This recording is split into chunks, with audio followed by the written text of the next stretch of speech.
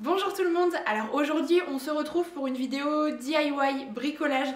En fait j'ai eu très envie de transformer ce meuble Ikea, vous savez c'est le modèle Kallax qui est très réputé avec les 4 cases que j'ai depuis au moins 10 ans je pense, il a vécu plusieurs déménagements. Ce meuble est relativement simple, en plus le mien est un petit peu abîmé avec les années, le fait d'avoir été transporté etc.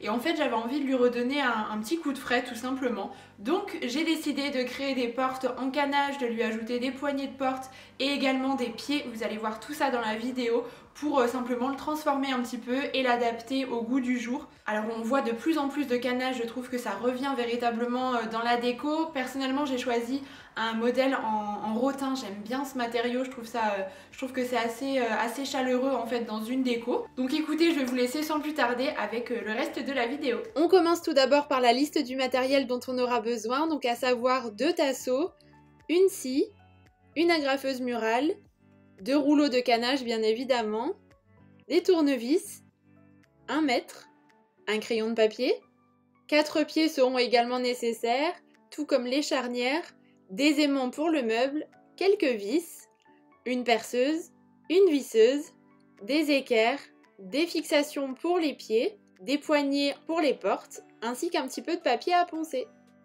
Alors la toute première étape, c'est d'abord de mesurer le meuble pour pouvoir avoir les dimensions afin de créer les portes par la suite. Donc le meuble fait 79 par 79 cm.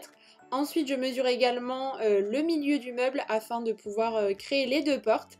Et je réalise une sorte de croquis très rapide. Je ne suis absolument pas douée dans le domaine, mais en fait, ça me permet de me projeter un petit peu. Et en fait, comme ça, je peux également reporter les mesures que j'ai prises afin de pouvoir mesurer correctement par la suite les tasseaux pour pouvoir fabriquer vraiment les portes. Et comme ça, j'ai pu voir que j'avais tout d'abord besoin de 4 grands tasseaux de 79 cm, donc ça représente la hauteur du meuble.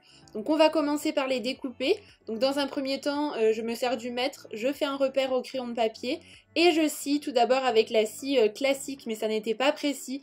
Donc j'ai abandonné l'idée, je me suis armée de gants et puis j'ai continué avec la scie sauteuse, c'était beaucoup plus précis et bien plus facile pour moi. Donc je reproduis ça 4 fois de manière à obtenir 4 tasseaux de cette longueur. Une fois qu'ils sont terminés, je peux passer aux tasseaux qui seront dans la largeur, donc ils sont bien plus petits cette fois-ci, ils mesurent environ 28,3 cm. Après évidemment c'est adapté en fonction de votre meuble, vous ne reproduirez peut-être pas ce DIY avec le meuble Kallax d'Ikea, mais après c'est propre à chacun. Donc je continue cette fois-ci toujours avec la scie sauteuse, et voilà ce que ça donne, 4 grands tasseaux et 4 plus petits.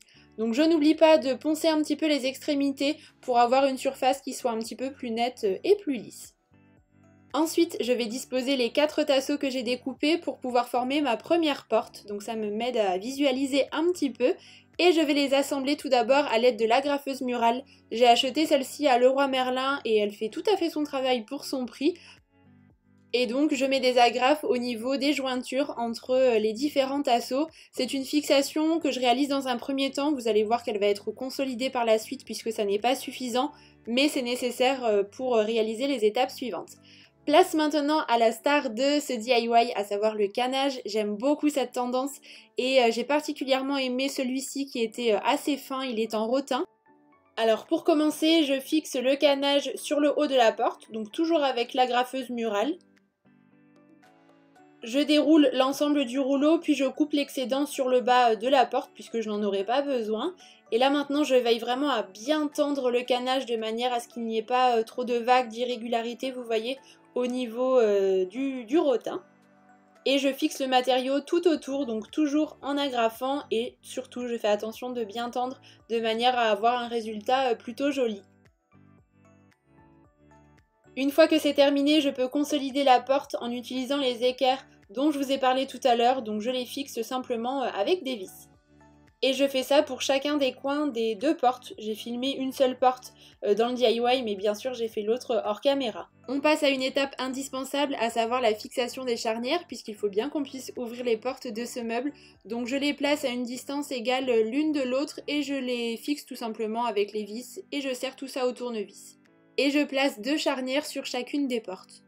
J'ai également décidé d'ajouter des pieds à ce meuble pour le surélever un petit peu, donc comme vous pouvez le voir, le dessous est bien abîmé mais ça ne se verra pas. Donc je visse dans un premier temps les plaques en métal qui me permettent ensuite de visser le pied à l'intérieur. C'est vraiment très simple, il n'y a rien de plus facile.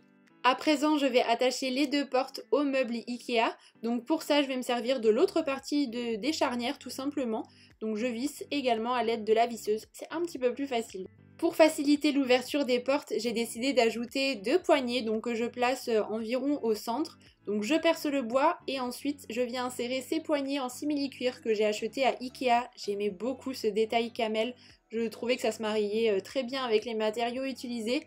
Et j'ai décidé de bomber en doré le détail qui était coloris argenté pour que ça se marie davantage au niveau des couleurs.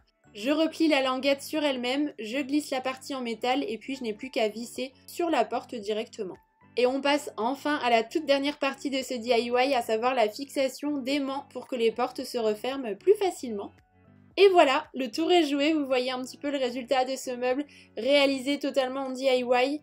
On est parti d'un simple meuble très basique, vendu à petit prix à Ikea, qui pour ma part était à la maison depuis des années, dont je m'étais un petit peu lassée. Et finalement, je suis très contente de lui avoir redonné une seconde vie. On se retrouve avec un meuble assez tendance, dans des matériaux que j'aime particulièrement. Ça va plutôt bien dans la déco de la maison, et puis ça me fait un petit espace de rangement supplémentaire. En tout cas, j'ai adoré personnaliser un petit peu ce meuble en partant de quelque chose d'existant mais en lui donnant tout à fait une seconde vie. Si ça vous a plu, n'hésitez pas à me dire dans les commentaires et je pourrai recommencer avec plaisir.